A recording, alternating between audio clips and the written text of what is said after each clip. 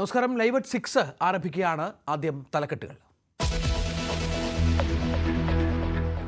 പരുന്തുംപാറയിൽ കയ്യേറ്റക്കാർ സ്ഥാപിച്ച കുരിശ് പൊളിച്ചു നീക്കി റവന്യൂ സംഘം. നടപടി മാധ്യമ വാർത്തകൾക്ക് പിന്നാലെ കയ്യേറിയ ഭൂമിയിൽ കുരിശ് സ്ഥാപിച്ചത് തൃക്കൊടിത്താനം സ്വദേശി സജിത്ത്. കയ്യേറ്റത്തെ പ്രോത്സാഹിപ്പിക്കുന്നത് ഉദ്യോഗസ്ഥരെന്ന് CPI നേതാവ് KK ശിവരാമൻ.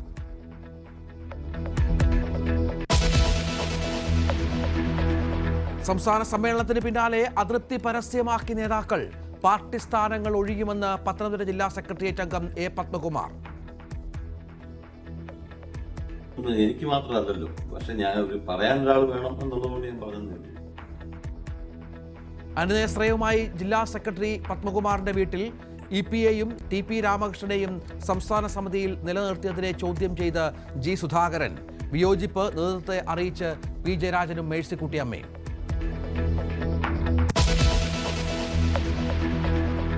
സർക്കാരിന് മുന്നിൽ മുട്ടുമടക്കാതെ ആശാവർക്കർമാർ. പ്രതിഷേധത്തിന്റെ മട്ടുമാറുന്നു. ഈ മാസം 17-ന് സെക്രട്ടേറിയറ്റ് ഉപരോധം. ആശമാരുടെ സമരം പാർലമെന്റിൽ ഉന്നയിച്ച് MP മാർ.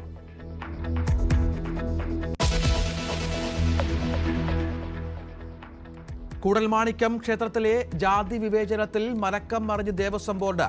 ബാലുവിനെ വീണ്ടും കഴകക്കാരനായി നിയമിക്കും. വിവേചനം സാംസ്കാരിക കേരളത്തിന് അപമാനമെന്ന് ദേവസ്വം മന്ത്രി.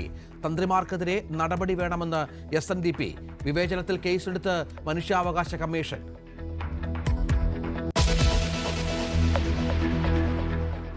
ലഹരിക്കണ്ണികൾ അറുത്ത് ഓപ്പറേഷൻ ഡി ഹണ്ട് തുടരുന്നു. കൊച്ചിയിൽ പിടിയിലായത് 300 പേർ. കരിപ്പൂരിൽ 1.5 കിലോയിലേറെ MDMA പിടിച്ചു. സംസ്ഥാനത്തെ ലഹരി വ്യാപനത്തിൽ ഇടപെട്ട് ഗവർണർ. DGPയിൽ നിന്ന് റിപ്പോർട്ട് തേടി.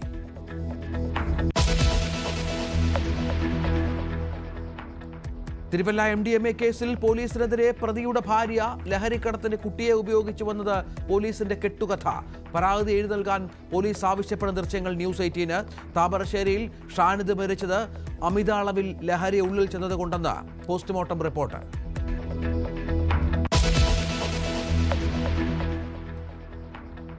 കാസർകോട്ടെ 15-കാരിയുടെ മരണത്തിൽ പോലീസിന് ഹൈക്കോടതിയുടെ രൂക്ഷ വിമർശനം. VIP-യുടെ മകളല്ലാത്തതുകൊണ്ടാണോ അന്വേഷിക്കാത്തതെന്ന് കോടതി. മൃതദേഹങ്ങൾക്ക് 20 ദിവസം പഴക്കമെന്ന് പോസ്റ്റ്മോർട്ടം റിപ്പോർട്ട്. ആത്മഹത്യയെന്ന് സ്ഥിരീകരണം.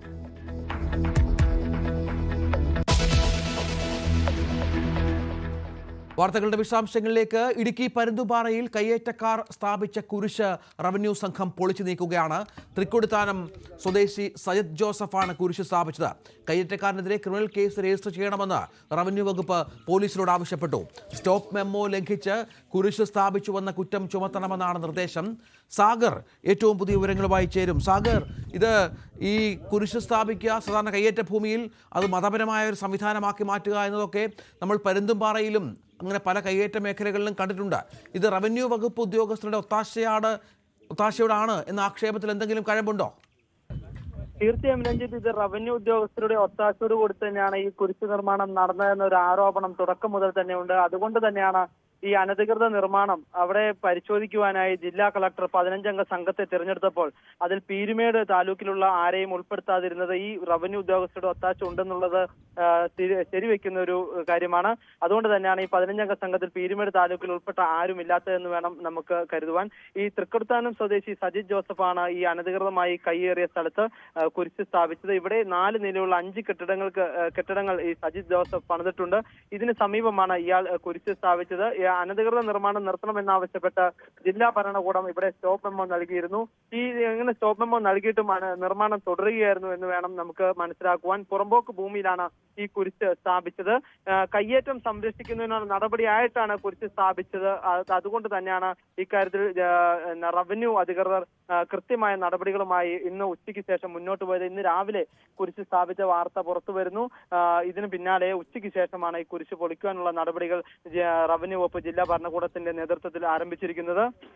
പീരുമേട് എല്ലാ തഹസിൽദാരുടെ നേതൃത്വത്തിലുള്ള സംഘമാണ് ഈ കുരിശ് പൊളിക്കാനുള്ള നടപടികളുമായിട്ട് ഇപ്പോൾ മുന്നോട്ട് പോകുന്നത്. ഇവിടെ പോലീസും റവന്യൂ അധികൃതരും അടക്കം ഉള്ള ആളുകൾ സ്ഥലത്തെത്തി കുരിശ് പൊളിക്കാനുള്ള നടപടികൾ പുരോഗമിച്ചുകൊണ്ടിരിക്കുകയാണ്. പോലീസ് അധികൃതർ അടക്കം സ്ഥലത്തുണ്ട്. ഏകദേശം 10 അടിയോളം കുരിശ് ഉയരമുള്ള ഒരു കുരിശാണിത്. ഈ കുരിശ് നിൽക്കുന്നത് നിരോധനാജ്ഞ നിലനിൽക്കുന്ന മഞ്ചുമല വില്ലേജിലെ 441 സർവേ നമ്പറിൽ ഉൾപ്പെടുന്ന ഭാഗത്താണ്. ഇതേ സർവേ രേഖകളിൽ ഇത് സർക്കാർ ഭൂമിയാണ് എന്നുള്ളതാണ് വ്യക്തമാകുന്നത്. ഈ നിരോധനാജ്ഞ നിലനിൽക്കുകയും സർക്കാർ ജില്ലാ ഭരണകൂടം സ്റ്റോപ്പ് മെമ്മോ നൽകുകയും ചെയ്ത സ്ഥലത്താണ് ഈ അനധികൃതമായി കുരിശ് സ്ഥാപിച്ചിരിക്കുന്നത്. ഈ കുരിശ് സ്ഥാപിച്ചതിനെതിരെ CPI ജില്ലാ നേതൃത്വം രാവിലെ തന്നെ രംഗത്ത് എത്തിയിരുന്നു. കുരിശിന്റെ മറവിൽ കയ്യേറ്റം അംഗീകരിക്കില്ല, എല്ലാ റവന്യൂ ഉദ്യോഗസ്ഥരും വിശുദ്ധന്മാരല്ല, കുരിശ് സ്ഥാപിച്ചവർക്കെതിരെ ക്രിമിനൽ നടപടി സ്വീകരിച്ച് ജയിലിൽ അടയ്ക്കണമെന്ന CPIയുടെ സംസ്ഥാന കൗൺസിൽ അംഗവും മുൻ ജില്ലാ സെക്രട്ടറിയുമായ KK ശിവരാമൻ നിലപാട് വ്യക്തമാക്കിയിരുന്നു. ഇതോടൊപ്പം തന്നെ ഇന്ന് ഈ ക്രിമിനൽ കേസ് രജിസ്റ്റർ ചെയ്യണമെന്ന് റവന്യൂ വകുപ്പും പോലീസിൽ ആവശ്യപ്പെട്ടിട്ടുണ്ട്. വണ്ടിപ്പെരിയാർ പോലീസിലാണ് തഹസിൽദാർ ഇക്കാര്യം ആവശ്യം ഉന്നയിച്ചിരിക്കുന്നത്. സ്റ്റോപ്പ് മെമ്മോ ലംഘിച്ച് കുരിശ് സ്ഥാപിച്ചത് കുറ്റമാണ്, ഇതിൽ FIR രജിസ്റ്റർ ചെയ്യണമെന്നാണ് റവന്യൂ വകുപ്പ് ആവശ്യപ്പെട്ടിരിക്കുന്നത്. ശരി, സാഗറാണ് വിവരങ്ങൾ പങ്കുവച്ചത്.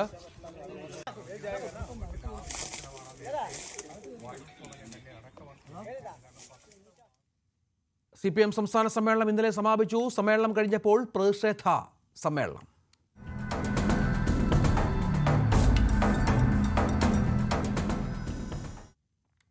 മന്ത്രി വീണ ജോർജിനെ CPM സംസ്ഥാന കമ്മിറ്റിയിൽ ക്ഷണിതാവാക്കിയതിൽ കടുത്ത നിലപാടുമായി പത്തനംതിട്ട ജില്ലാ സെക്രട്ടേറിയറ്റ് അംഗവും മുൻ MLAയുമായ A പത്മകുമാർ പാർട്ടി സ്ഥാനങ്ങൾ ഒഴിയുമെന്നാണ് പ്രഖ്യാപനം. പാർട്ടി നടപടിയെടുത്താൽ അത് വിരമിക്കലായി കണക്കാക്കി പുറത്തേക്ക് പോകാനാണ് പത്മകുമാറിന്റെ തീരുമാനം. ഇതിനിടെ പത്മകുമാറിനെ അനുനയിപ്പിക്കാൻ CPM ജില്ലാ സെക്രട്ടറി രാജു എബ്രഹാം വീട്ടിലെത്തി ചർച്ച നടത്തി. ചതി, വഞ്ചന, അവഹേളനം, 52 വർഷത്തെ ബാക്കി പത്രം, ലാൽ സലാം. മന്ത്രി വീണ ജോർജിനെ CPM സംസ്ഥാന കമ്മിറ്റിയിൽ ക്ഷണിതാവാക്കിയതിന് പിന്നാലെ താടിക്ക് കൈകൊടുത്തിരിക്കുന്ന ചിത്രത്തോടൊപ്പം A പത്മകുമാർ ഫേസ്ബുക്കിൽ കുറിച്ച വരികളാണിത്. പോസ്റ്റ് പിന്നീട് പിൻവലിച്ചെങ്കിലും അതൃപ്തി കടുപ്പിക്കുകയാണ് പത്മകുമാർ. സംഘടനാ പ്രവർത്തനം പരിശോധിച്ചാണ് പാർട്ടി കഴിഞ്ഞ കാലങ്ങളിൽ വിവിധ ഘടകങ്ങളിലേക്ക് ആളുകളെ തെരഞ്ഞെടുത്തിരുന്നെങ്കിൽ ഇത്തവണ അതല്ല സ്ഥിതിയെന്നാണ് വീണ ജോർജിനെ ഉദാഹരണമായി ചൂണ്ടിക്കാട്ടി പത്മകുമാർ വിമർശിക്കുന്നത്. തന്റെ 52 വർഷത്തെ പ്രവർത്തനത്തെക്കാൾ പരിഗണന വീണ ജോർജിന്റെ 9 വർഷത്തിനാണ്. പ്രായപരിധിക്ക് കാത്തു നിൽക്കുന്നില്ലെന്നും 66-ാം വയസ്സിൽ എല്ലാം ത്യജിക്കുകയാണെന്നും പത്മകുമാർ പ്രഖ്യാപിച്ചു. ഞാൻ എന്തായാലും തെരഞ്ഞെടുക്കപ്പെട്ട സ്ഥാനങ്ങളിൽ നൊഴിയാനാണ് നിശ്ചയിച്ചിട്ടുള്ളത്. സാധാരണ നിലയ്ക്ക് CPM-നകത്ത് 75 വയസ്സാകുമ്പോൾ റിട്ടയർ ചെയ്യേണ്ടതാണ്. എനിക്കിപ്പോൾ 66 വയസ്സായി. ഞാൻ നേരത്തെ 9 വർഷം മുമ്പ് റിട്ടയർ ചെയ്തതായിട്ട് കരുതുന്നു, അത്രയേ ഉള്ളൂ. പത്മകുമാറിന്റെ നീക്കങ്ങളെ കരുതലോടെയാണ് CPM നേതൃത്വം കാണുന്നത്. പത്മകുമാറിനെതിരെ പറയുന്നില്ലെങ്കിലും പരാമർശം പാർട്ടി പരിശോധിക്കും. മന്ത്രിയായിരുന്നപ്പോൾ C രവീന്ദ്രനാഥും ക്ഷണിതാവായിരുന്നു എന്ന് ചൂണ്ടിക്കാട്ടിയായിരുന്നു പത്മകുമാറിന്റെ വിമർശനങ്ങളോട് CPM പത്തനംതിട്ട ജില്ലാ സെക്രട്ടറി രാജു എബ്രഹാം പ്രതികരിച്ചത്. അദ്ദേഹം ഫേസ്ബുക്ക് പോസ്റ്റ് പിൻവലിച്ചിട്ടുണ്ട്. ചില അഭിപ്രായങ്ങൾ വ്യക്തിപരമായിട്ട് അദ്ദേഹം രേഖപ്പെടുത്തിയിട്ടുണ്ട്. ഇതെല്ലാം പാർട്ടി വേദികളിലാണ് പരിശോധിക്കേണ്ടത്. സംഘടനാപരമായിട്ട് മാത്രമേ ഞങ്ങൾക്കത് പരിശോധിക്കാൻ കഴിയുകയുള്ളൂ. എല്ലാവരെയും സംസ്ഥാന കമ്മിറ്റിയിൽ ഉൾപ്പെടുത്താൻ കഴിയില്ലെന്നും കൊക്കിലൊതുങ്ങാത്തത് വരെ പാർട്ടി പലർക്കും നൽകിയിട്ടുണ്ടെന്നുമായിരുന്നു പത്മകുമാറിന്റെ പരസ്യ പ്രതികരണത്തിൽ AK ബാലന്റെ വിമർശനം. അവരവരുടെ കഴിവിനനുസരിച്ച് കൊക്കിലൊതുങ്ങിയത് മാത്രമല്ല കൊടുത്തത്, കൊക്കിലൊതുങ്ങാത്തതും കൊടുത്തിട്ടുണ്ട്. എനിക്ക് കൊക്കിലൊതുങ്ങാത്തത് തരാൻ തീരുമാനിച്ച ഘട്ടത്തിൽ വേണ്ടെന്ന് വെച്ചാൽ ഞാൻ പല കാരണങ്ങളാണ്. കാരണം ഇത് പാർട്ടിയോട് നീതി ചെയ്യണ്ടേ. എന്നാൽ തന്റെ മാനസികാവസ്ഥയുള്ള ഒട്ടേറെ ആളുകൾ ഉണ്ടെന്നായിരുന്നു പത്മകുമാറിന്റെ മറുപടി. വർഷങ്ങളായി പാർട്ടിക്കകത്ത് പ്രവർത്തിച്ചുകൊണ്ടിരിക്കുന്ന നിരവധിയായിട്ടുള്ള ആളുകളുണ്ട്. ഇപ്പോൾ ബാലേട്ടൻ ഉൾപ്പെടെയുള്ള ആൾക്കാർ മറുപടി പറയുമ്പോൾ ഒരു പത്മകുമാറിനെ മാത്രമേ കണ്ടിട്ടുള്ളൂ. പത്മകുമാർ മാത്രമല്ല, ആ മാനസികാവസ്ഥയുള്ള ഒട്ടേറെ പേരുണ്ടാവും. അതൃപ്തി പരസ്യമാക്കിയതിൽ പത്മകുമാറിനെതിരെ പാർട്ടി നടപടി ഉണ്ടായേക്കും. ബുധനാഴ്ച ചേരുന്ന ജില്ലാ കമ്മിറ്റി വിഷയം പരിശോധിക്കും. പത്മകുമാർ വിമത ശബ്ദം ഉയർത്തിയതിന് പിന്നാലെ പാർട്ടിയിലേക്ക് സ്വാഗതം ചെയ്ത് BJP ജില്ലാ പ്രസിഡന്റ് രംഗത്ത് വന്നിരുന്നു. ന്യൂസ് 18 പത്തനംതിട്ട. CPM സംസ്ഥാന സമ്മേളനത്തിന് പിന്നാലെ സംസ്ഥാന സെക്രട്ടേറിയറ്റിലും സംസ്ഥാന കമ്മിറ്റിയിലും ഉൾപ്പെടുത്താത്തതിൽ വിയോജിപ്പുമായി നേതാക്കൾ. P ജയരാജനും മേഴ്സിക്കുട്ടി അമ്മയുമാണ് സംസ്ഥാന കമ്മിറ്റിയിൽ വിയോജിപ്പ് അറിയിച്ചത്. സംസ്ഥാന കമ്മിറ്റിയിലേക്ക് പരിഗണിക്കാതിരുന്ന കണ്ണൂരിൽ നിന്നുള്ള N സുകന്യയുടെ ഫേസ്ബുക്ക് പോസ്റ്റും ചർച്ചയാവുകയാണ്. സംസ്ഥാന സെക്രട്ടേറിയറ്റിൽ ഇനിയൊരു അവസരമില്ലെന്ന തിരിച്ചറിവാണ് P ജയരാജന്റെ അതൃപ്തിക്ക് കാരണം. സംസ്ഥാന സമിതിയിൽ പുതിയ സെക്രട്ടേറിയറ്റിന്റെ പാനൽ അവതരിപ്പിച്ചപ്പോൾ വിയോജിപ്പ് ജയരാജൻ തുറന്നു പറഞ്ഞു. പാനൽ പുനഃപരിശോധിക്കണം, അതിന് തയ്യാറല്ലെന്ന് നേതൃത്വം വ്യക്തമാക്കി. അതോടെയാണ് എതിർപ്പുണ്ടെങ്കിലും എതിർത്ത് വോട്ട് ചെയ്യുന്നില്ലെന്ന് ജയരാജൻ പറഞ്ഞത്. സംസ്ഥാനത്ത് CPM-ന്റെ വനിതാ നേതാക്കളിൽ ഏറ്റവും സീനിയറാണ് കൊല്ലത്ത് നിന്നുള്ള J മേഴ്സിക്കുട്ടിയമ്മ. പി ജയരാജനും മേഴ്സിക്കുട്ടിയമ്മയും സംസ്ഥാന സമിതിയിൽ വന്നത് 1998-ലാണ്. രണ്ടുപേരെയും സെക്രട്ടേറിയറ്റ് ഉൾപ്പെടുത്തിയില്ല. നിലപാടുകൾ തുറന്നു പറയാൻ നേരത്തെ മടികാട്ടിട്ടില്ലാത്ത മേഴ്സിക്കുട്ടിയമ്മ സംസ്ഥാന സമിതിയിലും പാർട്ടി തീരുമാനത്തിലെ വിയോജിപ്പ് രേഖപ്പെടുത്തി. ഓരോ അനീതിയിലും നീ കോപത്താൽ വിറയ്ക്കുന്നുണ്ടെങ്കിൽ നീ എന്റെ സഖാവാണ്. സംസ്ഥാന സമ്മേളനം അവസാനിച്ചതിന് പിന്നാലെ കണ്ണൂർ ജില്ലാ കമ്മിറ്റി അംഗം എൻ സുകന്യ ചെഗുവേരയുടെ വാചകങ്ങൾ ഫേസ്ബുക്കിൽ കുറിച്ചു. സംസ്ഥാന സമിതിയിൽ ഉൾപ്പെടാത്തതിലുള്ള അതൃപ്തിയാണെന്ന് അതും വ്യാഖ്യാനിക്കപ്പെട്ടു. എന്നാൽ അത് മാധ്യമ വ്യാഖ്യാനം മാത്രമെന്നാണ് സുകന്യ ഇപ്പോൾ പറയുന്നത്. ആരാണ് പ്രതീക്ഷിച്ചിരുന്നത്? മാധ്യമങ്ങൾ, നിങ്ങളെ ഞാൻ കുറ്റം പറയില്ല, കാരണം വാർത്ത കൊടുക്കുക എന്നുള്ളത് നിങ്ങളുടെ ഉത്തരവാദിത്വമാണ്. അപ്പോൾ നിങ്ങൾക്ക് ചില പേരുകളും മറ്റു കാര്യങ്ങളും പറയേണ്ടി വരും. അതല്ലാതെ പാർട്ടിക്കകത്ത് അങ്ങനെ ഒരു രീതിയില്ല. ആരെങ്കിലും ഇതിനകത്ത് എന്തെങ്കിലും ഒന്ന് പ്രതീക്ഷിച്ച് അല്ല ഇതിന് അങ്ങനെ വരികയും ചെയ്യാൻ പാടില്ല എന്നുള്ളതാണ് എന്റെ അഭിപ്രായം. CPM സംസ്ഥാന സമിതിയിൽ പിണറായി വിജയൻ കഴിഞ്ഞാൽ സീനിയർ M വിജയകുമാറാണ്. 1978-ലാണ് പിണറായി സംസ്ഥാന സമിതിയിലെത്തിയത്. വിജയകുമാർ 84-ലും. ഇത്തവണയും തഴയപ്പെട്ട വിജയകുമാറിനും ഇനി സംസ്ഥാന സെക്രട്ടേറിയറ്റിൽ ഒരു അവസരമുണ്ടാകില്ല. കടകംപള്ളി സുരേന്ദ്രനാണ് സെക്രട്ടേറിയറ്റിൽ അവസരം നിഷേധിക്കപ്പെട്ട മറ്റൊരു പ്രധാനി. അവഗണിക്കപ്പെട്ടെന്ന് തോന്നലുള്ള നേതാക്കൾ മറ്റു ജില്ലകളിലും ഏറെയുണ്ട്. പരസ്യ പ്രതികരണത്തിന് തയ്യാറാകുന്നില്ല എന്നു മാത്രം. V Arun, news 18, Thiruvananthapuram. EP ജയരാജനെയും TP രാമകൃഷ്ണനെയും CPM സംസ്ഥാന കമ്മിറ്റിയിൽ നിലനിർത്തിയതിൽ പരോക്ഷ വിമർശനവുമായി G സുധാകരൻ. 75 തികയാൻ മാസങ്ങളുടെ മാത്രം വ്യത്യാസമുള്ളവർക്ക് 78 വരെ തുടരാൻ അവസരമൊരുക്കി. 75 വയസ്സ് എപ്പോൾ തികയുന്നോ അപ്പോൾ സ്ഥാനം ഒഴിയണം, അതാണ് മാനദണ്ഡം. പലരും പ്രായം മറച്ചുവെച്ച് പ്രവർത്തിക്കുന്നുണ്ടെന്നും സുധാകരൻ ആരോപിച്ചു. സംസ്ഥാന സമ്മേളനത്തിന് ശേഷം ഉയർന്ന വിമർശനങ്ങൾ സ്ഥാനങ്ങൾ കിട്ടാത്തത് കൊണ്ട് മാത്രമാണെന്ന് കരുതുന്നില്ലെന്നും G സുധാകരൻ പറഞ്ഞു. ഇപ്പോൾ കുറേ പേര് മാറി. അതിൽ 1-2 മാസം കഴിഞ്ഞ് 75 വയസ്സാകുന്നവരുണ്ടല്ലോ. അപ്പോൾ അവർക്ക് അവരുടെ പ്രായപരിധി കഴിഞ്ഞ് പിന്നെ 3 വർഷം കിട്ടുന്നുണ്ടല്ലോ. അതിനെപ്പറ്റി എന്ത് പറയും? ഇനി എന്നാ 2025 28-ലല്ലേ നടക്കും. അപ്പോൾ അവർക്ക് 78 വയസ്സ് വരെ കിട്ടുമല്ലോ. അതെങ്ങനെ? അതിനെപ്പറ്റി ഞാൻ എൻ്റെ അഭിപ്രായം പറഞ്ഞു. എന്ന് 75 വയസ്സാവുന്നു അന്ന് ഒഴിയണം. അതാ പ്രായം. 75 വയസ്സ് ഏത് ദിവസമാകുന്നു അന്ന് ഒഴിഞ്ഞാൽ മതി. CPM പിണറായി വിജയനെ കേന്ദ്രീകരിച്ച് പോകുന്നതാണ് നല്ലതെന്ന് വെള്ളാപ്പള്ളി നടേശൻ. പിണറായി ശക്തനായ നേതാവെന്നും ഭരണ മികവുണ്ടെന്നും വെള്ളാപ്പള്ളി പ്രതികരിച്ചു. CPM-ന് പ്രസംഗങ്ങൾ മാത്രമാണ് സ്ത്രീപക്ഷമെന്ന് BJP നേതാവ് Shobha Surendran. Marxist party Pinarayi Vijayan private limited കമ്പനിയായി മാറിയെന്നും ശോഭ പറഞ്ഞു. സെക്രട്ടേറിയറ്റിന് മുന്നിലെ സമരം ഇന്ന് 1 മാസം പിന്നിട്ടിട്ടും പരിഹാരമാകാത്തതിനെ തുടർന്ന് ആശമാർ സമരം കടുപ്പിക്കുന്നു. അടുത്ത തിങ്കളാഴ്ച സെക്രട്ടേറിയറ്റ് മാർച്ച് നടത്തുമെന്ന് ആശ ഹെൽത്ത് വർക്കേഴ്സ് അസോസിയേഷൻ അറിയിച്ചു. സംസ്ഥാനത്തിന്റെ വിവിധ ഭാഗങ്ങളിൽ നിന്നുള്ള കൂടുതൽ ആശാ വർക്കേഴ്സിനെ സമരത്തിന്റെ ഭാഗമാക്കും. സമരം കടുപ്പിക്കും. അടുത്ത തിങ്കളാഴ്ച സെക്രട്ടേറിയറ്റ് വളയും. 30 ദിവസം കഴിഞ്ഞിട്ടും സമരാവശ്യങ്ങളിൽ പരിഹാരമുണ്ടാവാത്തതിനെ തുടർന്ന് ഹെൽത്ത് വർക്കേഴ്സ് അസോസിയേഷൻ നടത്തിയ വാർത്താ സമ്മേളനത്തിലാണ് സമരം കടുപ്പിക്കാനുള്ള തീരുമാനം പ്രഖ്യാപിച്ചത്.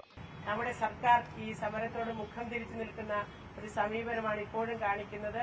ഈ സമരസമിതിയെ വിളിച്ച് ചർച്ച ചെയ്യുവാനോ നമ്മൾ ഉയർത്തിയിരിക്കുന്ന ഡിമാൻഡുകളെ കുറിച്ച് ചർച്ച ചെയ്യുവാനോ ഇതുവരെ തയ്യാറായിട്ടില്ല. ഇത്തരമൊരു സാഹചര്യത്തിൽ നമ്മൾ കൂടുതൽ ഉയർന്ന സമര രീതികളിലേക്ക് പോകേണ്ടതുണ്ട്. സമരം ചെയ്യുന്ന ആശാ വർക്കർമാരെ ഭീഷണിപ്പെടുത്തുകയാണെന്നും സമരക്കാർക്കെതിരെ കള്ളക്കേസ് എടുക്കുന്നതായും സമരക്കാർ ആരോപിച്ചു. പലരെയും സെന്ററുകളിലേക്ക് വിളിച്ച്, ആശുപത്രിയിലേക്ക് വിളിച്ച് നിങ്ങൾ ഉടനെ സമരത്തിൽ പിൻവലിയണം എന്ന് ഭീഷണിപ്പെടുത്തുന്നു. ഇല്ലെങ്കിൽ നിങ്ങൾ അനുഭവിക്കേണ്ടി വരുമെന്നുള്ള രീതിയിൽ അവരെ ഭീഷണിപ്പെടുത്തുകയാണ് ചെയ്യുന്നത്. അതുമാത്രമല്ല, ഈ സമരത്തിന് വന്നിരിക്കുന്ന പലരെയും പല സ്ഥലത്തും വെച്ച് തടഞ്ഞു വയ്ക്കുക, തിരിച്ചു വിളിക്കുക തുടങ്ങിയ കാര്യങ്ങളാണ്. വേതനം കൂട്ടണം, വിരമിക്കൽ ആനുകൂല്യം വേണം തുടങ്ങിയ ആവശ്യങ്ങൾ ഉന്നയിച്ചാണ് ആശ ഹെൽത്ത് വർക്കേഴ്സ് അസോസിയേഷൻ ഫെബ്രുവരി 10 സമരം തുടങ്ങിയത്.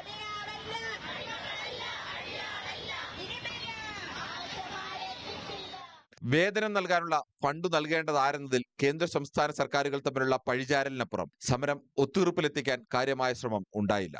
സമരക്കാർക്ക് പിന്തുണയുമായി ഒപ്പമുള്ള SUCIക്കെതിരെയും വിമർശനമുണ്ടായി. കോൺഗ്രസും BJPയും സമരക്കാർക്ക് പിന്തുണയുമായി എത്തി. CPM സംസ്ഥാന സമ്മേളനത്തിലടക്കം സമരത്തെ കൈകാര്യം ചെയ്ത ആരോഗ്യമന്ത്രി വീണ ജോർജിന് വിമർശനമുണ്ടായി. സമരക്കാരുമായി ചർച്ച നടത്തി പരിഹരിക്കാൻ ശ്രമമുണ്ടാവുമെന്ന് മന്ത്രി പറഞ്ഞെങ്കിലും ആ വഴിയിലും കാര്യമായ മുന്നോട്ടുപോക്കുണ്ടായില്ല.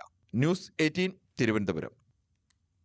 ആശമാരുടെ സമരം പാർലമെന്റിൽ ഉന്നയിച്ച് എംപിമാർ. ലോക്സഭയിൽ കെ.സി. വേണുഗോപാലും ശശി തരൂരും വി.കെ. ശ്രീകണ്ഠനും വിഷയം ഉന്നയിച്ചപ്പോൾ രാജ്യസഭയുടെ ശ്രദ്ധയിൽ കൊണ്ടുവന്നത് ബി.ജെ.പി. എം.പി. രേഖാ ശർമ്മയാണ്. ആശമാരുടെ വേതനം 21,000 രൂപയാക്കണമെന്ന് കെ.സി. വേണുഗോപാൽ ആവശ്യപ്പെട്ടു. കേന്ദ്രവും സംസ്ഥാനവും പരസ്പരം പഴിചാരുകയാണ്. ഇതിൽ ആരാണ് ഉത്തരവാദികൾ? ആരോഗ്യരംഗത്തെ പോരാളികളാണ് ആശമാർ. അവർക്ക് ദിവസം 232 രൂപയാണ് വേതനം നൽകുന്നത്. ആശമാർ വിരമിച്ചാൽ വെറും കൈയോടെ മടങ്ങേണ്ട അവസ്ഥയാണെന്നും Venugopal. The agitation which is going last 30 days in Kerala. People from all walk of the state, except some people, are totally joining with them. Why, sir? Why? Why they are joining? Because ASHA workers treated to be actually as the health warriors of this country. ആശമാർക്ക് സാമ്പത്തിക സുരക്ഷിതത്വം നൽകണമെന്ന് ശശി തരൂർ ആവശ്യപ്പെട്ടു. ശമ്പളം കൂട്ടണമെന്നും കുടിശ്ശിക ഉടൻ കൊടുത്തു തീർക്കണമെന്നും Sasi Tharoor. In Kerala, for instance, ASHA workers only earn 7,000 rupees a month and the government hasn't paid them for months. ASHA workers have staged nationwide protests over the years, demanding official employee status, payment of arrears, better working conditions, retirement benefits, and access to mental and social security services. For these works, they have protested in my constituency in front of the Secretariat. Their ongoing protests highlight the systemic undervaluation of community health workers in India and in particular in Kerala. ആശമാരുടെ വിഷയം മലയാളത്തിലാണ് VK. Sreekandan ഉന്നയിച്ചത്. Minimum വേതനം ഉറപ്പാക്കി സമരം ഒത്തുതീർപ്പാക്കണമെന്ന് ഷാഫി പറമ്പിലും ആവശ്യപ്പെട്ടു. ആശമാരെ ദുരിതത്തിലേക്ക് തള്ളിവിടരുതെന്നും വിഷയത്തിൽ കേന്ദ്ര സർക്കാർ അടിയന്തരമായി ഇടപെടണമെന്നും ബി.ജെ.പി. എം.പി. രേഖാ ശർമ്മ രാജ്യസഭയിൽ ആവശ്യപ്പെട്ടു. The low wages and lack of financial security for ASHA workers across the country. ASHA workers serve as backbone of our rural and community health care system, acting as crucial link between the government and the people. രാജ്യസഭയിൽ രേഖാ ശർമ്മയുടെയും ലോക്സഭയിൽ കേരള എംപിമാരുടെയും ആവശ്യത്തിൽ കേന്ദ്ര സർക്കാരിന്റെ ഭാഗത്തു നിന്ന് അനുകൂല നടപടി ഉണ്ടാകുമോ എന്നതാണ് ഇനി അറിയേണ്ടത്. National desk, news 18. Irinjalakuda Koodalmanikyam ക്ഷേത്രത്തിലെ ജാതി വിവേചനം വിവാദമായതോടെ ബാലുവിനെ കഴകക്കാരനായി തന്നെ നിയമിക്കാൻ ദേവസ്വം ബോർഡ് തീരുമാനം. സംഭവത്തിൽ മനുഷ്യാവകാശ കമ്മീഷൻ സ്വമേധയാ കേസെടുത്തു. തന്ത്രിമാർക്കെതിരെ നടപടി വേണമെന്ന് SNDP യോഗം ജനറൽ സെക്രട്ടറി വെള്ളാപ്പള്ളി നടേശൻ ആവശ്യപ്പെട്ടു. ദേവസ്വം റിക്രൂട്ട്മെന്റ് ബോർഡ് നടത്തിയ പരീക്ഷ ജയിച്ച് കഴകം തസ്തികയിൽ നിയമിതനായ പിന്നാക്ക സമുദായക്കാരനെ തന്ത്രിമാരുടെ പ്രതിഷേധത്തെ തുടർന്ന് ജോലിയിൽ നിന്നും മാറ്റി നിർത്തിയ സംഭവത്തിലാണ് മനുഷ്യാവകാശ കമ്മീഷന്റെ ഇടപെടൽ. മാധ്യമ വാർത്തകളുടെ അടിസ്ഥാനത്തിൽ സ്വമേധയാ കേസെടുത്ത കമ്മീഷൻ 2 ആഴ്ചയ്ക്കകം അന്വേഷണ റിപ്പോർട്ട് ആവശ്യപ്പെട്ടു. കൊച്ചിൻ ദേവസ്വം ബോർഡ് കമ്മീഷണറോടും കൂടൽമാണിക്യം എക്സിക്യൂട്ടീവ് ഓഫീസറോടുമാണ് റിപ്പോർട്ട് നൽകാൻ നിർദ്ദേശം നൽകിയത്. വിവേചനം വിവാദമായതോടെ ബാലുവിനെ കഴകം ജോലിയിൽ തിരികെ നിയമിക്കാനാണ് ബോർഡ് തീരുമാനം. സഹകരിച്ചില്ലെങ്കിൽ തന്ത്രിമാർക്കെതിരെ നടപടിയെടുക്കുമെന്ന് ദേവസ്വം ചെയർമാൻ അറിയിച്ചു. നിലവിലുള്ള ആക്ടും റെഗുലേഷനും വിധേയമായി നിയമിക്കപ്പെട്ട ആ ബാലു എന്ന് പറയുന്ന ഈഴവജാതിയിൽപ്പെട്ട കഴകക്കാരൻ അവിടെ ജോലി ചെയ്തേ മതിയാവൂ. അതാണ് ഗവൺമെന്റിന്റെ അഭിപ്രായം. ഈ കാര്യത്തിൽ ഒരുപക്ഷെ ഇത്തരം ഒരു ജാതി പറഞ്ഞ് അവിടെ ഒരാളെ ജോലി നിഷേധിക്കുക എന്ന ആശയം ഉയർന്നു വന്നത് സാംസ്കാരിക കേരളത്തിന് അപമാനകരമാണ് എന്ന് പറയാതിരിക്കാൻ നിർവാഹമില്ല. ജാതി വിവേചനത്തിൽ പ്രതിഷേധം കെട്ടടങ്ങുന്നില്ല. തന്ത്രിമാരുടെ ചിന്ത കാലഹരണപ്പെട്ടതെന്നും നടപടി വേണമെന്നും വെള്ളാപ്പള്ളി നടേശൻ ആവശ്യപ്പെട്ടു. അമ്പലത്തിലുള്ള പൂജാതി കർമ്മങ്ങൾ നടത്താൻ ഇരുന്ന് അതൊരു സ്ട്രൈക്ക് പോലെ വന്നപ്പോൾ കുടൽമാണിക്യം ക്ഷേത്രത്തിലെ ഭരണാധികാരികൾ അവിടെ പഠിക്കുന്നവർ ഇടപെട്ട് താൽക്കാലികമായി ഒരു വെടിനിർത്തൽ പോലെ ഈ കഴകംകാരനെ ഓഫീസിലേക്ക് മാറ്റിയിട്ട് മറ്റൊരു വാരിനെ അവിടെ വെച്ചുകൊണ്ട് തൽക്കാലം സമരം ഒഴിവാക്കിക്കൊണ്ട് ആ പ്രതിസന്ധി താൽക്കാലികമായി ഒഴിവാക്കി. വിവേചനത്തിനെതിരെ വിവിധ രാഷ്ട്രീയ നേതാക്കളും ശക്തമായ പ്രതിഷേധവുമായി രംഗത്തു വന്നു. തന്ത്രിമാരുടെ നടപടി അധാർമികമാണെന്ന ശ്രീനാരായണ ധർമ്മസംഘം ട്രസ്റ്റ് പ്രസിഡന്റ് സ്വാമി സച്ചിദാനന്ദ കഴിഞ്ഞ ദിവസം വിമർശിച്ചിരുന്നു. ഫെബ്രുവരി 24-നാണ് തിരുവനന്തപുരം ആര്യനാട് സ്വദേശി ബാലുവിനെ കൂടൽമാണിക്യം ക്ഷേത്രത്തിൽ കഴകക്കാരനായി നിയമിച്ചത്. വാര്യർ കുടുംബത്തിനാണ് കഴകത്തിനുള്ള അധികാരമെന്ന് വാദിച്ചായിരുന്നു തന്ത്രിമാരുടെ പ്രതിഷേധം. തന്ത്രിമാർക്ക് പിന്നാലെ വാര്യർ സമാജവും ബാലുവിന്റെ നിയമനത്തെ എതിർത്തു. ബാലുവിനെ ഓഫീസ് ജോലിയിലേക്ക് മാറ്റുന്നതുവരെ തന്ത്രി കുടുംബങ്ങൾ ക്ഷേത്ര ചടങ്ങുകളിൽ നിന്നും വിട്ടുനിന്നിരുന്നു. ന്യൂസ് 18 തൃശൂർ. പഴയ ബ്രാഹ്മണ്യ മേധാവിത്വം ഇന്നില്ലെന്നും മാറ്റങ്ങൾ മനസ്സിലാക്കണമെന്നും ജി സുധാകരൻ. കൂടൽമാണിക്യം ക്ഷേത്രത്തിലെ വിവേചനത്തോടാണ് പ്രതികരണം. ഇത്തരം വിവേചനമുള്ളപ്പോൾ കേരളം 1-ാം നമ്പറാണെന്ന് പറയുന്നതിൽ എന്താണ് അർത്ഥമെന്നും ജി സുധാകരൻ ചോദിച്ചു. ഇടവേള. കരിപ്പൂരിൽ വൻ MDMA വേട്ട. 1665 ഗ്രാം MDMA ആണ് പോലീസ് പിടിച്ചെടുത്തത്. മട്ടാഞ്ചേരിയിലെ ലഹരി മരുന്നു കേസിൽ പിടിയിലായ കരിപ്പൂർ സ്വദേശി ആഷിഖിന്റെ വീട്ടിൽ നിന്നാണ് MDMA പിടികൂടിയത്. ആഷിഖിന് ഒമാനിൽ നിന്നെത്തിയ പാഴ്സലിൽ നിന്നാണ് വലിയ അളവിൽ MDMA കണ്ടെത്തിയത്. 1665 ഗ്രാം MDA 40-ലധികം ചെറിയ പാക്കറ്റുകളിലായാണ് കടത്താൻ ശ്രമിച്ചത്. ഒമാനിൽ നിന്ന് ചെന്നൈ വിമാനത്താവളം വഴിയാണ് കാർഗോ കരിപ്പൂരിലെത്തിയത്. വീട്ടുസാധനങ്ങളിടയിൽ ഒളിപ്പിച്ച അവസ്ഥയിലായിരുന്നു MDMA പാക്കറ്റുകളെന്ന് പോലീസ് പറഞ്ഞു. ഒമാനിൽ നിന്ന് ആരാണ് ഇത് അയച്ചതെന്നും ലഹരിമരുന്ന് കേസിൽ ഇപ്പോൾ റിമാൻഡിലുള്ള ആഷിഖിന്റെ പങ്ക് എത്രമാത്രമുണ്ടെന്നും അന്വേഷിച്ചു വരികയാണെന്ന് SP R വിശ്വനാഥ് വ്യക്തമാക്കി. കുറച്ച് ഹൗസ് ഹോൾഡ് ഐറ്റംസും മറ്റ് സാധനങ്ങളും എല്ലാം കൂടി ചേർത്ത്, എല്ലാം നമ്മൾ സീഷറിൽ എടുത്തിട്ടുണ്ട്. കുറച്ച് സാധനങ്ങളോട് ഉൾപ്പെടെ ഉള്ള ഒരു ബാഗായിട്ടാണ് നമ്മൾക്ക് ഒരു പാർസൽ, പ്രോപ്പർ കാർഗോ പാർസലായിട്ടുള്ള. അപ്പം അത് ജസ്റ്റ് ലൈക്ക് ഇനി അതർ കാർഗോ പാർസൽ പോലെ തന്നെ ഇയാളുടെ അഡ്രസ്സിലേക്ക് വന്ന കാർഗോ ആണ്. അപ്പോൾ ഈ കേസിനകത്ത് നമ്മളെ സംബന്ധിച്ചിടത്തോളം ഇനി ഇയാളെ കസ്റ്റഡിയിൽ എടുത്ത് വിശദമായിട്ട് ചോദ്യം ചെയ്യേണ്ടതുണ്ട്. ബിക്കോസ് ഈ പറഞ്ഞ കാര്യങ്ങളെല്ലാം ഈ പറഞ്ഞ മറ്റുള്ളവർക്ക് എല്ലാവർക്കും സപ്ലയർ ഇയാളാണോ എന്നുള്ളതെല്ലാം അങ്ങനെ ഒരു അന്വേഷണത്തിനകത്തെ വെളിവാകത്തുള്ളൂ. ഒമാനിൽ സൂപ്പർ മാർക്കറ്റിലായിരുന്നു ആഷിഖിന് ജോലി. ഒമാനിലുള്ളവർക്ക് MDMA കടത്തുമായി ബന്ധമുണ്ടോ എന്നും അന്വേഷിക്കുന്നുണ്ട്. പിടിച്ചെടുത്ത MDMAയ്ക്ക് 2 കോടി രൂപയിലധികം മൂല്യം കണക്കാക്കുന്നു. ഇപ്പോൾ മട്ടാഞ്ചേരി കേസിൽ റിമാൻഡിലുള്ള ആഷിഖിനെ ഈ കേസിൽ കൂടി ഉൾപ്പെടുത്തി ചോദ്യം ചെയ്യുമെന്നും SP വ്യക്തമാക്കി. ഇത്രയും അധികം അളവിൽ MDMA കടത്തിയത് മൊത്ത വിതരണ ശൃംഖലയുടെ മുഖ്യകണ്ണിയാണ് ആഷിഖ് എന്ന സൂചനയാണ് നൽകുന്നത്. ന്യൂസ് 18 മലപ്പുറം. സംസ്ഥാനത്തെ മറ്റിടങ്ങളിലും വ്യാപകമായ ലഹരിവേട്ട ഇന്ന് നടന്നു. കൊച്ചിയിൽ പോലീസ് നടത്തിയ മിന്നൽ പരിശോധനയിൽ 300 പേർ പിടിയിലായി. MDMAയും ഹാഷിഷ് ഓയിലും അടക്കമാണ് പിടിച്ചെടുത്തത്. സംസ്ഥാനത്ത് മയക്കുമരുന്ന് കേസുകൾ വർദ്ധിക്കുന്ന സാഹചര്യത്തിലാണ് പോലീസും എക്സൈസും പരിശോധന കർശനമാക്കിയത്. കൊച്ചി നഗരത്തിൽ അർദ്ധരാത്രി നടത്തിയ മിന്നൽ പരിശോധനയിൽ ലഹരി കടത്തിയവരും ഉപയോഗിച്ചവരുമടക്കം 300 പേർ പിടിയിലായി. MDMAയും ഹാഷിഷ് ഓയിലുമാണ് പിടിച്ചത്. മദ്യപിച്ച് വാഹനമോടിച്ച 193 പേരെയും പിടികൂടി. കഴിഞ്ഞ ദിവസം ഹൈബ്രിഡ് കഞ്ചാവുമായി പിടിയിലായ സിനിമാ മേക്കപ്പ് മാൻ രഞ്ജിത്ത് ഗോപിനാഥനെ സ്റ്റേഷൻ ജാമ്യത്തിൽ വിട്ടയച്ചു. അട്ടഹാസം എന്ന സിനിമയുടെ ലൊക്കേഷനിൽ നിന്ന് വരുന്നതിനിടെയാണ് ഇയാൾ പിടിയിലായത്.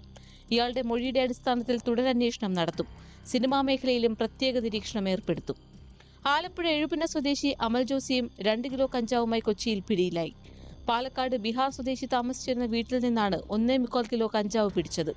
ഇതര സംസ്ഥാന തൊഴിലാളികൾക്ക് വിതരണം ചെയ്യാൻ എത്തിച്ചതാണിത്. ഇയാൾ കഞ്ചിക്കോട് വസ്തു വാങ്ങി ആഡംബര വീട് നിർമ്മിച്ചു വന്നിരുന്നതായും പോലീസ് പറയുന്നു. ഇതര സംസ്ഥാനങ്ങളിൽ നിന്ന് വ്യാപകമായി കേരളത്തിലേക്ക് കഞ്ചാവും മയക്കുമരുന്നും എത്തുന്നുണ്ട്. ഈ സാഹചര്യത്തിൽ ട്രെയിനുകൾ കേന്ദ്രീകരിച്ചും പരിശോധന കർശനമാണ്. News desk news 18. തിരുവല്ലയിലെ MDMA കേസിൽ വഴിത്തിരിവ്. പ്രതി ലഹരി കടത്തിനായി കുട്ടിയെ ഉപയോഗിച്ചുവെന്നത് പോലീസ് ഉണ്ടാക്കിയ കെട്ടുകഥയെന്നാണ് പ്രതിയുടെ ഭാര്യ പറയുന്നത്. മകന്റെ ശരീരത്തിൽ MDMA പൊതികൾ ഒട്ടിച്ചു വെച്ച് വിൽപ്പന നടത്തിയെന്നായിരുന്നു പോലീസിന്റെ വിശദീകരണം. പോലീസ് ഉദ്യോഗസ്ഥർ വീട്ടിലെത്തി പരാതി എഴുതി നൽകാൻ കുടുംബത്തോട് ആവശ്യപ്പെടുന്ന CCTV ദൃശ്യങ്ങൾ ന്യൂസ് 18 കിട്ടി. പോലീസുകാർ വന്നിട്ട് പിന്നെ ഞാൻ ഒപ്പിട്ട് കൊടുത്തു. പക്ഷെ ഞാൻ അവരുടെ അടുത്ത് പ്രത്യേകം പറഞ്ഞതാ എന്റെ മോന്റെ ദേഹത്ത് ഒട്ടിച്ചിട്ടില്ലെന്നും എന്റെ മോനെ കൊണ്ട് ജ്യൂസ് കുടിക്കാൻ പോയതാ, പുള്ളിക്കാരൻ പോയതാ. അത് ഞങ്ങൾ തമ്മിൽ 1 വർഷമായിട്ട് യാതൊരു ബന്ധവും ഇല്ല. ഞങ്ങൾ പിണങ്ങി താമസിക്കുക. ഞാൻ ഡിവോഴ്സിന് ഓൾറെഡി കൊടുത്തിട്ടുള്ളതാ. അയാള് ചെയ്ത തെറ്റിന് ഞാനും എന്റെ കുഞ്ഞും ഒരു പിന്നെ ഇതും ഇല്ല. എന്റെ കുഞ്ഞിനെ അയാൾ കാണുവോ ഇതോ ഈ 1 വർഷക്കാലമായിട്ട് അയാളെ എന്റെ കുഞ്ഞ് കാണുവോ ഒന്നും ചെയ്തിട്ടില്ല. കോഴിക്കോട് താമരശ്ശേരിയിൽ മയക്കുമരുന്ന് കവറുകൾ വിഴുങ്ങി മരിച്ച ഷാനിദിന്റെ പോസ്റ്റ്മോർട്ടം റിപ്പോർട്ട് പുറത്തുവന്നു. അമിതമായ അളവിൽ ലഹരി രക്തത്തിൽ കലർന്നതാണ് മരണകാരണമെന്ന് പ്രാഥമിക റിപ്പോർട്ടിൽ പറയുന്നു. കേസ് അന്വേഷണത്തിന് പേരാമ്പ്ര DYSPയെ ചുമതലപ്പെടുത്തി. പരിശോധനയ്ക്കെത്തിയ പോലീസ് സംഘത്തെ കണ്ട് കയ്യിലുണ്ടായിരുന്ന MDMA പാക്കറ്റുകൾ വിഴുങ്ങി ചികിത്സയിലിരിക്കെ ഷാനിദ് മരിച്ചതിന് കാരണം ലഹരിമരുന്ന് രക്തത്തിൽ കലർന്നതാണെന്ന് പോസ്റ്റ്മോർട്ടത്തിൽ കണ്ടെത്തി. വയറ്റിൽ ഉണ്ടായിരുന്ന സിപ്പ് കവറുകളിൽ ഒന്ന് പൊട്ടി ലഹരി പദാർത്ഥം രക്തത്തിൽ കലർന്നിരുന്നു. വയറ്റിലുണ്ടായിരുന്നത് MDMA ആണോ എന്ന ഫോറൻസിക് പരിശോധനയിൽ മാത്രമേ വ്യക്തമാകൂ. 1 പാക്കറ്റ് കഞ്ചാവും പോസ്റ്റ്മോർട്ടത്തിൽ വയറ്റിൽ നിന്ന് കണ്ടെടുത്തു. പോസ്റ്റ്മോർട്ടത്തിന് ശേഷം മൃതദേഹം ബന്ധുക്കൾക്ക് വിട്ടുകൊടുത്തു. ഗൾഫിലായിരുന്ന ഷാനിദ് നാട്ടിൽ തിരിച്ചെത്തിയ ശേഷം ലഹരിക്ക് അടിമയായെന്നും മയക്കുമരുന്ന് കച്ചവട റാക്കറ്റിലെ കണ്ണിയായെന്നും പോലീസ് അന്വേഷണത്തിൽ വ്യക്തമായി. കോടഞ്ചേരി, താമരശ്ശേരി പോലീസ് സ്റ്റേഷനുകളിൽ ഇയാൾക്കെതിരെ 2 ലഹരി കേസുകൾ ഉണ്ട്. ഇയാളുമായി ബന്ധപ്പെട്ട് പ്രവർത്തിക്കുന്ന കണ്ണികളെ കണ്ടെത്താൻ പോലീസ് അന്വേഷണം വ്യാപിപ്പിച്ചു. ന്യൂസ് 18 കോഴിക്കോട്. എന്ത് വില കൊടുത്തും ക്യാമ്പസുകളിലെ ലഹരി വ്യാപനം തടയാൻ ഗവർണർ, വൈസ് ചാൻസലർമാർ കൂടിക്കാഴ്ചയിൽ തീരുമാനം. ഒരു കാരണവശാലും സർവകലാശാലകളിൽ ഡ്രഗ്സ് അനുവദിക്കില്ല. ഓരോ മാസവും ഡ്രഗ്സ് ഫ്രീ ഡേ ആചരിക്കും. ഹോസ്റ്റലുകളിൽ പരിശോധന ശക്തമാക്കും. ലഹരി ഉപയോഗം കണ്ടെത്താൻ ഡിജിറ്റൽ യൂണിവേഴ്സിറ്റിയുടെയും AI-യുടെയും സഹായം ഉപയോഗിക്കും. ഇതിനായി പോലീസ് സഹായവും തേടും. ഇക്കാര്യത്തിൽ ഒരാഴ്ചയ്ക്കകം മാർഗരേഖ പുറത്തിറക്കാനും തീരുമാനമായി. അതേസമയം സംസ്ഥാനത്തെ ലഹരി വ്യാപനത്തിൽ നിലവിലെ സാഹചര്യവും സ്വീകരിച്ച നടപടികളും വിശദീകരിച്ച് റിപ്പോർട്ട് നൽകാൻ ഗവർണർ DGPക്ക് നിർദ്ദേശം നൽകി. സംസ്ഥാന വ്യാപകമായി നടപ്പാക്കേണ്ട ആക്ഷൻ പ്ലാൻ തയ്യാറാക്കിയ DGP മുഖ്യമന്ത്രിയുമായി ചർച്ച നടത്തിയ ശേഷം റിപ്പോർട്ട് ഗവർണർക്ക് കൈമാറും. കാസർഗോഡ് പൈവളികയിലെ 15-കാരിയുടെ മരണത്തിൽ പോലീസിനെ അതിരൂക്ഷമായി വിമർശിച്ച് ഹൈക്കോടതി. കേസന്വേഷണത്തിൽ ഗുരുതര വീഴ്ച പറ്റിയെന്ന് വിലയിരുത്തിയ കോടതി VIP-യുടെ മകളായിരുന്നുവെങ്കിൽ ഇങ്ങനെ സംഭവിക്കുമായിരുന്നോ എന്ന് ചോദിച്ചു. ഇതിനിടെ പെൺകുട്ടിയുടെയും യുവാവിൻ്റെയും മരണം ആത്മഹത്യ തന്നെയാണെന്ന് പോസ്റ്റ്മോർട്ടത്തിൽ വ്യക്തമായി.